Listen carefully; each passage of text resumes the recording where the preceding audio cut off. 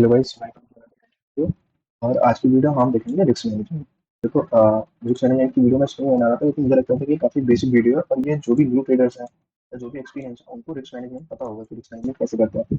पर मैंने लास्ट कुछ डेज से ये नोटिस किया है कि लाइव स्ट्रीम में मैं जब भी ट्रेड देता हूँ ना, तो जो न्यू ट्रेडर्स हैं या जो भी लोग ज्वाइन करते हैं उनको क्या लगता है कि मैंने कोई ट्रेड दिया है तो वो अपना पूरा कैपिटल यूज कर लेते हैं और वो उसको होल्डिंग पे ले जाते हैं। सपोज जैसे मैंने डायरेक्शन बोला कि ये डाउन जाने वाला है और यहाँ पे एंट्री दी, तो अगर एसएल हिट भी हो रहा है ना, वैसे तो हमारा एसएल सिर्फ एक ही बार हिट हुआ है लास्ट 10 डेज में, मगर अगर एसएल हिट हो जाए तो लोग क्या करते हैं ना, उसको होल्ड होल्ड पे ले लेते हैं कि मतलब मैंने बोला है तो नीचे जाने वाला है। तो इससे मेरे को समझ में आया कि लोगों को अभी रिस्क मैनेजमेंट का कॉन्सेप्ट इतना क्लियर नहीं है। और देखो, दूसरी क्या प्रॉब्लम है कि जैसे हर एक्सपायरी पे अब एक्सपायरी ज़्यादा भी हो रही है, ट्यूसडे को भी होती है और थर्सडे को भी होती है। और मगर अब क्या है ना, अब फ्राइडे को भी होने लगी थी बैंक निफ्टी की टाइम। तो जैसे ये जीरो हीरो ट्रेड मैंने आज जीरो हीरो ट्रेड के लिए बोला था, तो इसमें देखो ये वैसे इवेंचुअली हिट भी हुआ है अगर टारगेट देखोगे तो आप। तो इसमें हमारा क्या था, हमारी एंट्री यहाँ पे 20 के प्रीमियम पे हुई थी, 20 की प्रीमियम पे हुई थी और इसमें 200 हिट किया था, 210 तक गया था। तो आप देख सकते हो कि ये 10x हो गई कैपिटल। तो पता है लोग क्या करते हैं, लोग सोचते हैं कि आज एक्सपायरी है, आज जीरो हीरो होगा, तो वो अपनी सारी कैपिटल जितनी भी कैपिटल होती है ना, 1000 10,000 वो सब लगा देते हैं लोग। और आज मैंने कुछ लाइव स्ट्रीम में देखा, उन लोगों ने क्या करा कि किसी से लोन ले लिया, किसी से उधार ले लिया, वो पैसे भी उसमें ट्रेडिंग में लगा दिए, जिसमें उन्होंने रिस्क मैनेज ही नहीं किया। वो बस होल्ड करते जा रहे थे। मैंने बोला भी था कि जिसने ये ट्रेड लिया है वो इस रेजिस्टेंस के ऊपर रखना, मगर तो आज तो हमारे फेवर में थे सारे ट्रेड्स, मगर अगर रेजिस्टेंस के ऊपर भी जाते तो लोग होप में बैठे रहते हैं कि ये वापस रिवर्ट करेगा।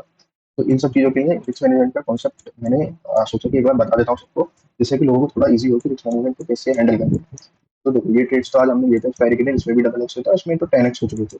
अगर एक बार सारे लेवल्स हटाते हैं और फिर हम बात करते हैं, तो रिस्क मैनेजमेंट के लिए जो तीन चीज़ें सबसे ज़्यादा चाहिए होती है ना, वो होती है आपकी फर्स्ट, आपका रिस्क रिवॉर्ड क्या है, सेकंड आपका विन रेशियो क्या है, और थर्ड आपका आरपीटी क्या है। आरपीटी होता है आपका रिस्क पर ट्रेड। आप मतलब कितना रिस्क आप झेल सकते हो एक ट्रेड में। सपोज करो जैसे किसी की 1 लाख कैपिटल है, तो अगर वो डेली का ही सोच रहा था कि मैं 1% का ही रिस्क करूंगा, तो उसका 1% कितना होता है, उसका होता है 1000 रुपीज। तो मतलब वो डेली 1000 रुपीज रिस्क कर सकता है। मगर अगर आपकी सेम टाइम पे कैपिटल 10,000 है, अगर आपकी सेम टाइम पे कैपिटल 10,000 है, तो आपका जो रिस्क होगा ना 1% के अकॉर्डिंग वो कितना होता है, 100 रुपये। तो ये आरपीटी डिसाइड करता है कि आप पर ट्रेड कितना रिस्क ले सकते हो। जिसकी कैपिटल 1000 है, जिसकी 10,000 है वो 100 ले सकता है, जिसकी 1 लाख है वो 1000 ले सकता है। तो ये सब चलो हम डिटेल में बात करेंगे। इससे पहले मैं आपको बेसिक चीज़ बताता हूँ। तो सबसे पहले मैंने आपको क्या चीज़ बताई कि सबसे पहले क्या चीज़ जरूरी है, रिस्क रिवॉर्ड रेशियो, जिसको बोलते हैं R R ratio. R R ratio क्या होता है, अगर आपने ट्रेडिंग भी देखी होगी, तो मैं एक लॉन्ग शॉर्ट टूल लगाता हूँ। जैसे ये लॉन्ग शॉर्ट टूल है अपना, और ये शॉर्ट का ट्रेड है। तो इसमें आप ध्यान से देखो तो इसमें तीन चीज दिखाता है कि आपका स्टॉप लॉस कितना है। यहाँ पे जैसे 37 पॉइंट्स दिखा रहा है, आपका 37 का रिस्क है, 37 पॉइंट्स का, ये आपकी एंट्री है। आप यहाँ पे देखोगे तो एंट्री दिख रही है 44,083 की, और आपने 1010 का रिवॉर्ड रखा है। मैं यहाँ पे अपना टारगेट बुक कर लूंगा, ये आपका टारगेट है 1010 का। तो इसके अकॉर्डिंग आपका रिस्क रिवॉर्ड क्या बनना है, 1:2.9, मतलब 1:3 बनना है। तो ऐसे कुछ रिस्क रिवॉर्ड कैलकुलेट होता है। तो रिस्क रिवॉर्ड आपको समझ में आ गया है। मैं आपको बेसिक, मतलब बेसिक नहीं, हम डिटेल में बात करेंगे इसमें, उससे पहले मैं आपको दो चीज़ें क्लियर करना चाहता हूँ। देखो, अगर आप गूगल पे सर्च करोगे ना ट्रेडिंग रिस्क मैनेजमेंट चार्ट, या रिस्क मैनेजमेंट चार्ट करोगे, तो आपके सामने दो चार्ट दिखेंगे, एक ये वाला और एक ये वाला। अब देखो, दोनों को एनालिसिस करते हैं फिर हम आगे बढ़ते हैं। थोड़ा सा क्लियर नहीं है, अगर क्या हो तो ये थोड़ा सा क्लियर नहीं है। देखो, फिर मैं आपको बता देता हूँ कि इसमें क्या लिखा हुआ है। इसमें ये जो रेड कॉर्नर है ना, ये वाले सारे रेड है, ये नॉन प्रॉफिट्स है, और ग्रीन वाले आपके प्रॉफिटेबल है, और येलो ब्रेक इवन है। तो इस चार्ट के अकॉर्डिंग गूगल पे कोई और चार्ट मिल जाएगा। अब ये चार्ट चल रहा है, इस चार्ट के अकॉर्डिंग क्या कह रहा है, अगर आपने अपना रिस्क रिवॉर्ड 1:1 फाइनल कर रखा है कि मैं 1:1 रिस्क रिवॉर्ड तो लेके ही जाता हूँ, तो अगर आपकी 20% विन रेट है ना, विन रेट की हम बात करेंगे अलग से। अगर आपका 20% विन रेट है तो आप जिंदगी में कभी प्रॉफिटेबल नहीं हो सकते। अगर 30% है तो भी नहीं सकते, 40% है तो भी नहीं सकते, 50% है तो ब्रेक इवन पे आओगे। ब्रेक इवन मतलब आप ना प्रॉफिट में होगे ना लॉस में। 50% का क्या मतलब होता है कि सपोज करो आपने दो ट्रेड, सपोज करो आपने दो ट्रेड लिए, और दो में से आपका एक प्रॉफिट हो रहा है और एक लॉस हो रहा है, ये प्रॉफिट में ये लॉस में, तो आप ब्रेक इवन पे रहते हो। और अगर आपका रिस्क रिवॉर्ड 1:2 है ना, और आपका विन रेट 60% है, मतलब 10 में से 6 ट्रेड आपके सक्सेसफुल होता है, तो आप प्रॉफिटेबल हो गए। तो आप समझ लो कि अगर आपका रिस्क रिवॉर्ड 1:2 है ना, तो आपको 6 ट्रेड प्रॉफिट में चाहिए 10 में से, तब आप प्रॉफिटेबल हो सकते हो। सिमिलरली अगर 1:2 है, तो आपको 10 में से 4 ट्रेड चाहिए प्रॉफिट होने, 1:3 है तो आपको 30 ट्रेड चाहिए, 1:4 है तो आप ब्रेक इवन पे रह सकते हो। अगर आपके 10 में से दो ट्रेड भी सही होते हैं, मतलब आप 8 टाइम लॉस झेल सकते हो। अगर 1:5 है, तो आप दो, अगर 10 में से 8 बार भी सही गलत होते हो, तो आप दो ट्रेड्स में अपना सारा प्रॉफिट ले लोगे। तो इससे हमें क्या समझ में आता है कि हम विन रेट को, मतलब हमारा जो एक्यूरेसी है ना, अगर हमारी वो कम भी है, अगर हमारी वो 20% भी है, उससे भी हम प्रॉफिट में रह सकते हैं। हमें विन रेट से मतलब नहीं होता, हमें मतलब होता है कि हमारा रिस्क रिवॉर्ड क्या है। अगर हमारा रिस्क रिवॉर्ड बहुत ज़्यादा है तो हमारे विन रेट को हम कॉम्प्रोमाइज़ कर सकते हैं। तो आप देख सकते हो कि हम लाइव में हमेशा ट्रेड लेते हैं, और आपने लाइव में देखा होगा कि हमारा जनरली जो रिस्क रिवॉर्ड होता है वो 1:3 4 तो हो ही जाता है। मतलब हम 1:2 से तो ज़्यादा ही रहते हैं। तो इसका मतलब क्या है कि अगर आप ये मेरी स्ट्रेटेजी फॉलो करते हो या अपना रिस्क रिवॉर्ड अच्छा रखते हो तो आपको 100% एक्यूरेट होने की जरूरत नहीं है। 100% कोई भी नहीं होता। आप 20% से भी प्रॉफिटेबल हो सकते हो लॉन्ग टर्म। ठीक है। अब दूसरी चीज क्या है, दूसरा चार्ट में क्या लिखना चाहता हूँ, आप ये वाला चार्ट देखो, ये काफी अच्छा वो है चार्ट है। इस चार्ट में क्या बोल रहा है कि अगर सपोज करो आपके पास कुछ कैपिटल है, जैसे अगर आपके पास 1 लाख की कैपिटल है, तो आप उसमें से आपने उसमें से 10% लॉस करा, मतलब आपके पास अब यहाँ पे 90,000 की कैपिटल बची होगी, 10,000 आप लॉस कर चुके हो। तो उसको 90,000 से 1 लाख रिकवर करने के लिए आपको 11% का प्रॉफिट करना पड़ेगा। 11%, जिसका मतलब है कि अगर आप 10% लॉस करते हो तो रिकवरी के लिए आपको 1% ज़्यादा चाहिए। सिमिलरली अगर आपने 20% लॉस कर दिया, मतलब अगर आपके पास 1,80,000 बचे, एक दिन में आपने 20% या कुछ टाइम बाद 20% लॉस कर दिया, तो उसको रिकवर करने के लिए आपको 25% चाहिए।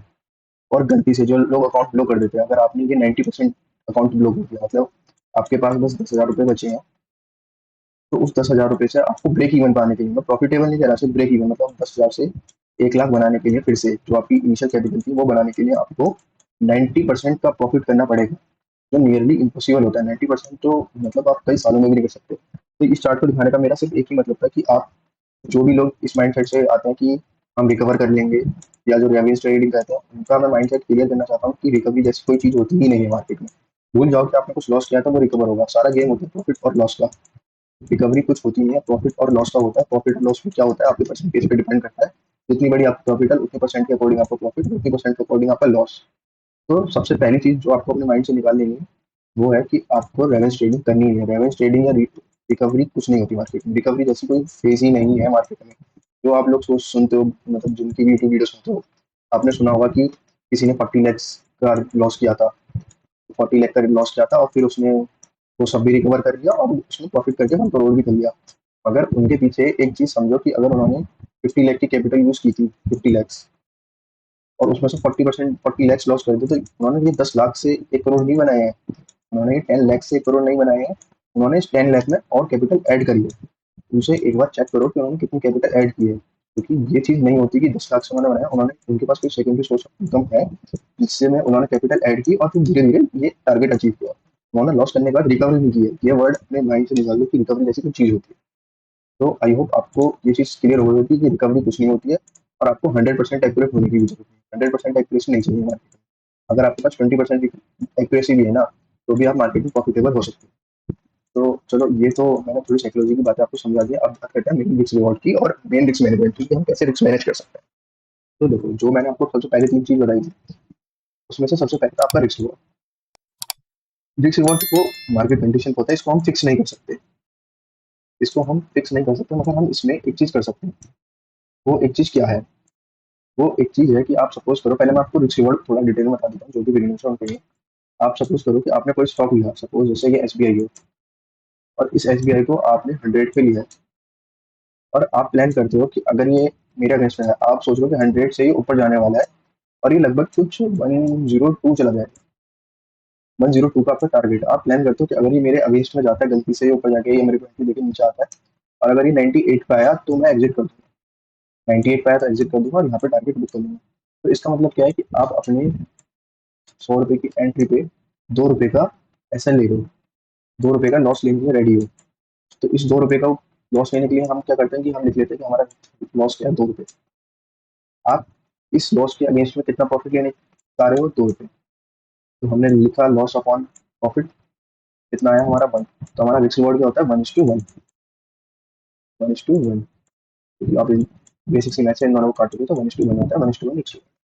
अब आप सोचो कि मार्केट कंडीशन में, तो इसको बताओ, मार्केट कंडीशन में आपको ये 102 की जगह आपने देखा मार्केट थोड़ी सी सही फेवर कर दिया, और अभी टारगेट आपको 104 मिल रहा है। तो आपका रिस्क कितना था, सेम, 2 रुपीज का। आपका रिवॉर्ड कितना हो गया, 4 रुपीज का। तो अब इनको कट करोगे तो ये क्या होता है, और उल्टा लिख देना। आपका रिस्क हुआ 2 रुपए का, आपका रिवॉर्ड हुआ 4 रुपीज का, इनको कट करोगे तो कितना आता है, 1:2। तो अब आपका रिस्क रिवॉर्ड क्या हो गया 1:2। सिमिलरली अगर आपका थोड़ा और ज़्यादा होता है तो ये ऐसे बढ़ता रहता है। तो रिस्क हम क्या कर सकते हैं, हम सिर्फ अपने रिस्क फाइनल कर सकते हैं, रिवॉर्ड हम मार्केट को छोड़ देते हैं। अब इस रिस्क रिवॉर्ड में एक सबसे जरूरी चीज़ आती है, वो क्या है कि आप सपोज करो आपने टारगेट रखा था अपना 102 का, मगर आपने ये यहाँ पे 101 पे ही बुक करने की कोशिश की थी, 101 पे ही बुक करने की कोशिश की, आपको मार्केट कंडीशन अच्छी नहीं दिखी, आपका रिस्क क्या था 2 रुपये का, आपका रिवॉर्ड क्या हुआ 1 रुपये का, तो आपका जो रिस्क रिवॉर्ड है ना वो 2:1 हो गया। मतलब कि आपका रिस्क ज़्यादा है और रिवॉर्ड कम है। ऐसे ट्रेड हमें अवॉइड करने हैं। हमको इतना एनालिसिस आना चाहिए कि हम रिस्क रिवॉर्ड में ये रिस्क मेंटेन कर सकें कि एटलीस्ट कुछ नहीं तो 1:1 तो मिलेगा ही। मतलब हमें ऐसे वो प्लानिंग करनी है कि जहाँ पे हमें दिख रहा है कि ये 100 रुपीज़ है और इसके पास ऊपर जाती है 101 पे रेजिस्टेंस है, जहाँ से मार्केट नीचे जा सकता है, और हमारा एस एल है 98 का। तो हम ऐसे ट्रेड प्लान नहीं करना जहाँ पे हमारा रिकॉर्ड रिवॉर्ड 1 है और रिस्क 2 का है। तो हमें ऐसे कोई भी ट्रेड प्लान नहीं करना जहाँ पे रिस्क ज़्यादा हो और रिवॉर्ड। तो सबसे बेसिक रिस्क रिवॉर्ड का यही कॉन्सेप्ट होता है कि आपको 1:1 से ज़्यादा रिस्क, 1:1 से ज़्यादा बड़े ही प्रॉफिट लेंगे, क्योंकि जो वो मैंने यहाँ पे दिखाया भी था। अगर आप देखोगे इसमें हमने क्या बात की थी कि हमें 100% एक्यूरेसी नहीं चाहिए, हमें 20% की चलेगी। तो 20% आपका रिस्क रिवॉर्ड क्या है 1:5। तो 1:1 से तो ज़्यादा ही चाहिए, हम वो 1:2 हो 1:3 हो वो मार्केट कंडीशन पर छोड़ देता है, मगर हम किसी भी ऐसे ट्रेड में एंटर नहीं करेंगे जिसमें 1:1 से नीचे मिल रहा हो रिस्क। ठीक है। अब हम दूसरी चीज़ बात करते हैं, विन रेशियो। विन रेशियो क्या होता है?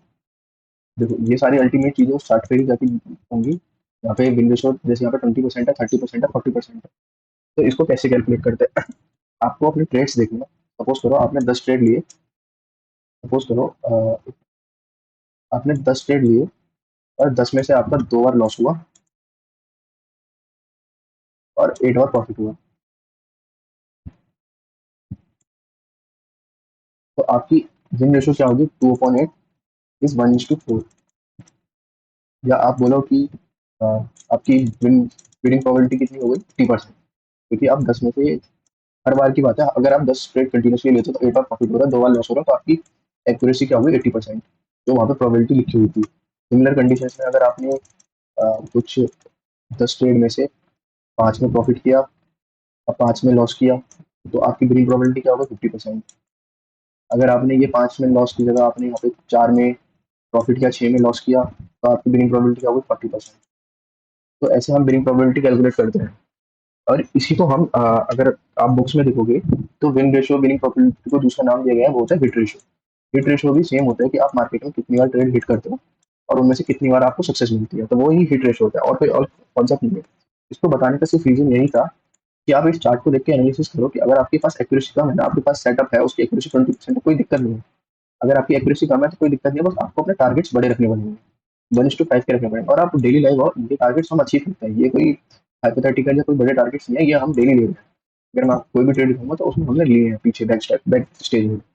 अब हमने देखो 2 चीजें बात कर ली जिससे हमें एक चीज क्लियर हुई है कि हमें 100% एक्यूरेसी चाहिए नहीं, रिस्क मैनेजमेंट की 100% एक्यूरेसी चाहिए नहीं, हम 20% में भी काम चला सकते हैं। हम 10 में से 8 बार स्टॉप लॉस देंगे, 2 बार प्रॉफिट करेंगे, तो भी हम प्रॉफिटेबल हो सकता है। अगर उसके लिए सबसे ज्यादा जरूरी होता है आपको एक चीज डिसाइड करना, वो होता है रिस्क पर ट्रेड, इसको बोलते हैं हम आरपीटी। अब ये कैसे कैलकुलेट करते हैं? ये मेन चीज है जो आपको चाहिए। ये डिपेंड होती है आपकी कैपिटल पे। तो बुक्स में क्या लिखा होता है, अगर आप बाय द बुक्स जाओगे तो उसमें लिखा होता है कि आपको अपने कैपिटल का 1% ही रिस्क करना चाहिए। मगर आप सोचो कि आपकी कैपिटल बहुत छोटी है, 10,000 है, क्योंकि लोग ज़्यादातर बिगनर्स हैं तो मैं उनके अकॉर्डिंग बता रहा हूँ। अगर आपकी कैपिटल 10,000 है तो अगर आप 1% डाल दो तो आपके 100 रुपये होते हैं। और अगर आप ऑप्शन में जा रहे हो तो 100 रुपये एक पॉइंट नीचे जाएगा तो हिट हो जाएगा। मतलब एक पॉइंट में 100 रुपये हो जाता है। निफ्टी में करते हो तो आप 2 पॉइंट में 100 रुपये आ जाते हैं, और बैंक निफ्टी में करते हो तो 4 पॉइंट में आ जाएंगे। तो इसका मतलब हर बार आपका ऐसे हिट हो जाएगा, तो हम 1% बाय द बुक नहीं कर सकते। ये देखो मेरा बहुत सिंपल सा कॉन्सेप्ट है कि जो चीज़ ओपन सोर्स पे अवेलेबल है ना ट्रेडिंग के लिए, ओपन सोर्स मतलब आपके गूगल इंटरनेट बुक्स में अवेलेबल है ना, उस पर रैली मत करो, क्योंकि आपको ये चीज़ समझनी पड़ेगी कि मार्केट में अगर ये ओपनली अवेलेबल है तो ये चीज़ सबको पता है। अगर ये चीज़ सबको पता है और ये अगर सही होती तो लोग 95% लॉस ही क्यों करते होते? मार्केट में 95% तो लॉस करते हैं, और ये 95% में कहाँ से पड़ा है? वो ओपन सोर्स से पड़ा है। तो उन पर रैली मत करो, बस उनके कॉन्सेप्ट सीखो और उसको अपने अकॉर्डिंग चेंज करो।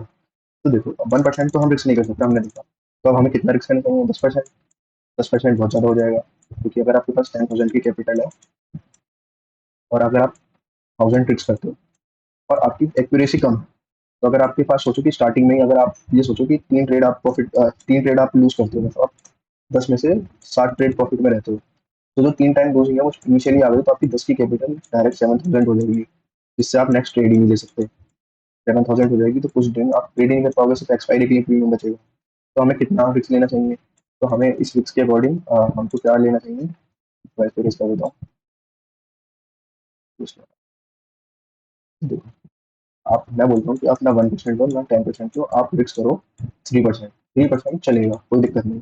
और 3% में आपको प्रॉफिट दिखेगा, क्योंकि आप सोचो कि आपकी 10,000 की कैपिटल है, तो उसका 3% 300 होता है, और 300 चलता है। 300 से आपको मैक्स टू मैक्स 500 रख सकते हो रिक्स। 300 से 500 रिक्स रख सकते हो। तो आप ये रिक्स रिवॉर्ड रखो 300 मिनिमम, मतलब 3% से ले खेल सकते हो आप पर डे। अब हमने क्या करा, हमने अपनी रिस्क कैलकुलेट कर ली। हम पर डे 300 की लॉस कर सकते हैं। हम पर डे 300 रुपीज़ ही लॉस कर सकते हैं, ये हमने फाइनल कर लिया। अब जो दूसरी चीज़ मैटर करती है ना, क्योंकि देखो निफ्टी में और बैंक निफ्टी में ऑप्शंस में जाओगे तो वहाँ पे लॉट साइज फिक्स होता है। तो मैं आपको सजेस्ट नहीं करूंगा कि आप 10,000 लेके आओ निफ्टी और बैंक निफ्टी में ट्रेड करो। निफ्टी और बैंक निफ्टी के लिए एटलीस्ट आपके पास 25-30 होने चाहिए, जिससे कि आपका रिसीवर मेंटेन कर सको। और अब अगर आप कर रहे हो तो थोड़ी बहुत ज़्यादा आपको स्ट्रिक्टनेस दिखानी पड़ेगी, डिसिप्लिन फॉलो करना पड़ेगा, उसके बाद हो सकता है। तो अभी हम जनरली बात करते हैं कि आपके पास 10,000 है और आप इक्विटी करते हो, मतलब स्टॉक्स करते हो, तो आपको 300 का रिस्क पता है, पर डे 300 ले सकते हो, मगर आपके पास 10,000 है।